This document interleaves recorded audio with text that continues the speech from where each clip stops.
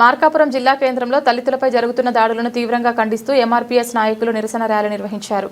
కార్యక్రమానికి ముందు court సెంటర్లోని doctor BR Ambedkar విగ్రహానికి పూలమాల వేసి ఘన నివాళులు అర్పించారు. అనంతరం అక్కడి నుంచి సబ్ కలెక్టర్ కార్యాలయం వరకు నిరసన ర్యాలీ చేపట్టారు. దళితులపై దాడులకు పాల్పడిన వారిని కఠినంగా శిక్షించాలని కోరుతూ ఇన్ఛార్జ్ సబ్ కలెక్టర్ వెంకట శివరామిరెడ్డికి వినతి పత్రం అందజేశారు. సందర్భంగా ఎంఆర్పీఎస్ మార్కాపురం జిల్లా అధ్యక్షులు పీటర్ మాదిగా మాట్లాడుతూ దళితులపై దాడులు రోజురోజుకు పెరుగుతున్నాయని ఆందోళన వ్యక్తం చేశారు.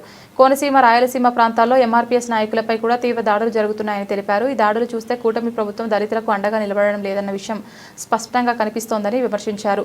దాడుల్లో మృతి చెందిన దళిత కుటుంబాలకు తక్షణమే ఆర్థిక సహాయం అందించాలని, అలాగే వారి కుటుంబ సభ్యుల్లో ఒకరికి ఉద్యోగ అవకాశం కల్పించాలని డిమాండ్ చేశారు. కార్యక్రమంలో ఎంఆర్పీఎస్ నాయకులు జయరాజ్ మాదిగా, రమేష్ మాదిగా తదితరులు పాల్గొన్నారు.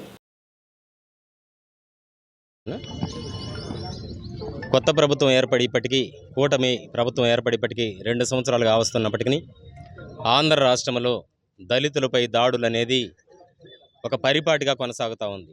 ప్రశాంతంగా ఉన్నటువంటి కోనసీమ, అంబేద్కర్ జిల్లాలో దళితులపై దాడులు, క్రైస్తవ చర్చిలపై దాడులు.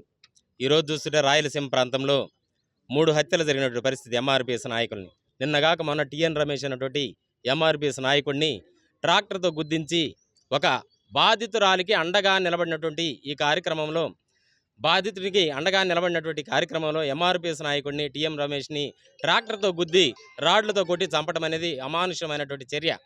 కూటమి పాలనలో దళితులకి అండగా ఉండవన్నటువంటి ప్రభుత్వాలు దళితులపై దాడులు పరిపాటిగా కొనసాగుతున్నా కూడా ఇంతవరకు కూటమి పాలన సరైనటువంటి ఒక దిశానిర్దేశాన్ని పోలీసు వ్యవస్థకి ఇచ్చి సరైన రక్షణ కల్పించే దగ్గర విఫలమైనట్లుగా మేము భావిస్తా ఉన్నాం.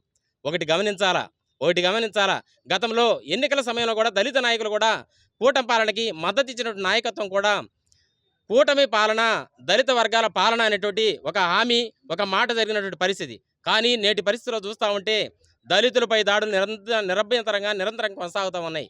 కాబట్టి హత్య గావించబడినటువంటి రమేష్ కుటుంబానికి ₹1 కోటి ఎక్స్గ్రేష ప్రభుత్వం ప్రకటించాలని చెప్పేసి, అలాగే ఆ కుటుంబంలో ఒకరికి ఉపాధి కల్పించాలని చెప్పేసి మాదిగ రిజర్వేషన్ పోరాట సమితి ఉసురుపాటి బ్రహ్మయ్య మాదిగ గారి నాయకత్వంలో డిమాండ్ చేస్తా ఉన్నాం.